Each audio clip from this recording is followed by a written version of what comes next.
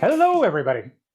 Welcome to the Pittsburgh Fringe Artist Chats. My name is Grant Knutson, and with my group of Minion Productions, I spend most of my year just helping artists learn about the various fringe festivals that are all over North America.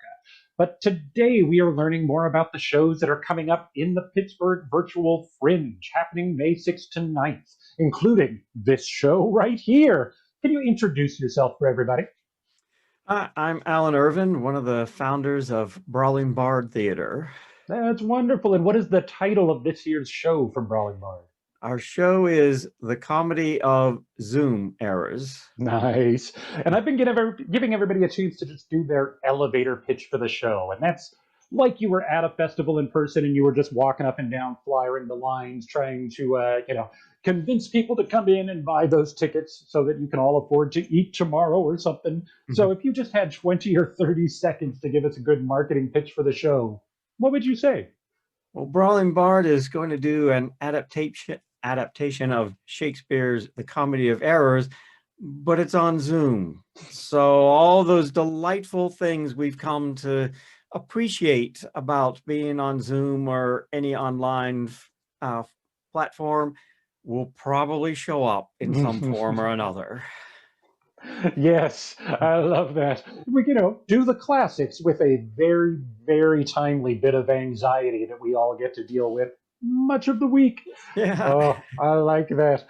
Now, is this a new show for the group? Yeah, this is brand new. So, in fact, we always do a new show, an original show for Pittsburgh. That's great. Now, So, but now you have performed at these shows at some other fringe festivals now as well, correct? yeah, we did one of our shows up at the Rochester Fringe a couple of years ago. We were going to be at Rochester last year, but the shift to virtual didn't quite work out for us for the show we were going to do there. But we also have done Frigid New York's so many Shakespeare festivals last year and this year. So That's great. Oh, very cool. That's so. That means you are used to performing for a live crowd for the most part, but you have done now a few of the virtual ones with this yeah.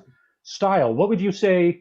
I don't even want to say difficulty because some people have talked about difficulties, some people have talked about strengths. What have you found to be the main difference for your type of show in performing for a live crowd and the virtual crowd? Well, we basically had to start from scratch with the virtual because we are very much we've developed a style that's very interactive, very in the audience. The audience is simply part of the performance, and none of that really worked. So Yeah.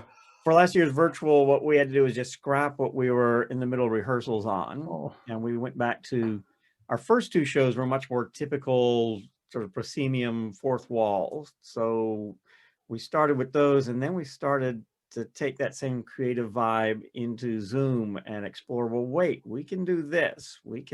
How can we make it so that characters are actually talking directly to each other instead of to the camera? And so we did two shows last year and really kind of pushing how do we make Zoom work like an actual stage. that's great. Yeah. I like the idea that it isn't, like we said, it isn't just overcoming the weaknesses. It's also, are there strengths we can pull out Mm-hmm. from this? Yeah, Yeah. it's a wonderful little puzzle piece to play with. Uh, Yeah. as we've been finding, Zoom is very easy to use for an average user who just needs to go into a meeting. But then there's all these other little things that if you like to dig a little bit, you find. And if there's anything we could say about the fringe performers, we like to dig a little bit and figure out what Yeah. weird, innovative things we can find. I love that. Now, you are not doing this show alone, as opposed to the many solo shows going on in any festival. Do you want to give a little shout out to the people involved? Yeah, so Brawling Bard is a kind of ongoing company that we all work together. We all have solo careers and other things, but every year for Fringes, we come together.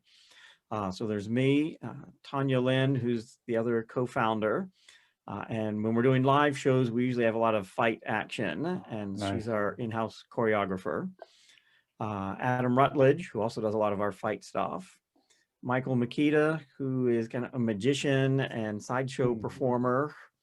Dylan Mahaffey, his wife Darcy, who won't be in this year's show, but will be helping us edit the recording for Yeah. some of the later fringes in the year.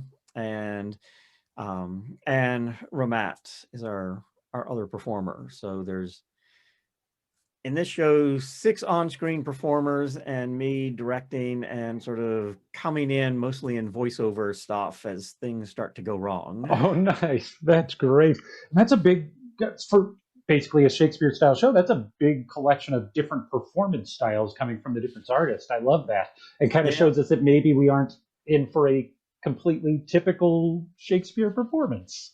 No, in fact, one of the challenges with the show is getting the Shakespeare out of it. Yes, which I'm sure you say with love for somebody who would do Shakespeare shows Yeah. to begin with, but we're all used to a particular style. It's nice to shake that up a little bit. That's great.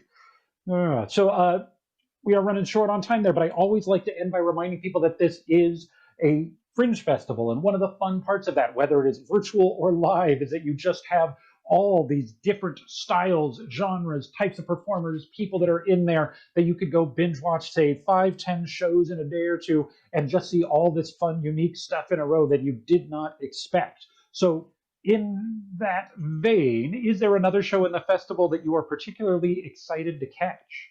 Well, I'm tempted to say you should check out the storytelling show Heroes, of folk tales about heroes, but that's my show, so that would be cheating. We But didn't on the say other you hand, couldn't cheat. Sorry, yeah, go ahead.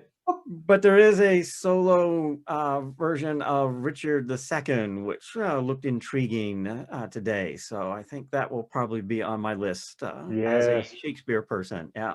that's good. I just chatted with them yesterday, did a little interview, and it sounds really fun and intriguing. The fact that they have a director doing movement stuff and a puppet director in their one Mm. person show is very cool. But in that vein, everybody, please go to the Pittsburgh Fringe website. Check out, there are 50 plus shows. Take a look at them now so you can decide what you want to see and catch as much as you can at the Pittsburgh Virtual Fringe. Again, coming up May 6th to 9th. Thank you so much for being here.